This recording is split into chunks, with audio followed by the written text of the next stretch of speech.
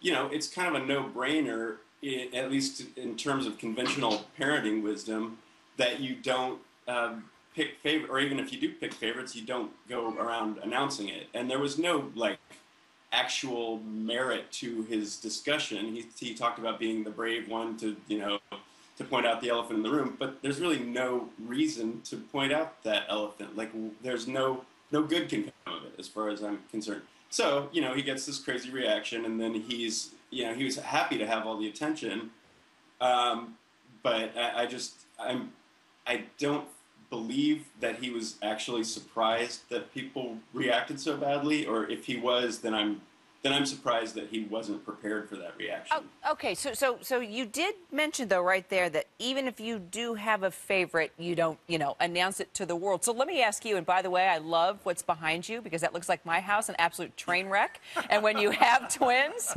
that's exactly what your house looks like, FYI.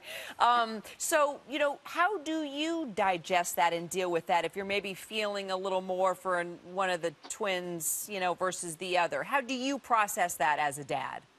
Well, I just, it changes. They're twins, and one thing I could kind of see on Buzz's post, he talked about the different phases that they're in, and that can make a difference in how you interact with your kid or how you relate to your kid. My kids are in the same phase because they're twins, as you know, but they have very different personalities, and it changes.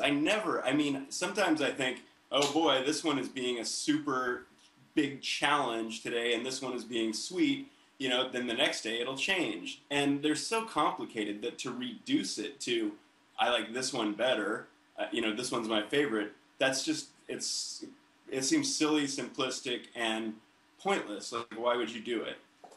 By the way, is that baby barf on your right shoulder there? I just have to ask. God bless you. That's whatever shirt happened to be at the top of the laundry. Andy, I got to tell you, you are definitely a true dad. I love it. A true he lives the stay-at-home dad. Yeah, before I let you go, are you going to, what do you think about this? He's asked us to, move on from this and stop using pictures of his kids. It sounds like there may be a little bit of remorse here. I think that a lot of the concern was, okay, how's that second child going to feel 10 years from now when he sees this interview or he reads his dad's blog? That seems to be the concern, a lot of the concern that we receive. Well, I got to say, on Buzz's behalf, the fact that he asked you to back away from the story, that could be that he's feeling either some remorse or just a lot of pressure from all the attention. And that's fine. That's probably good.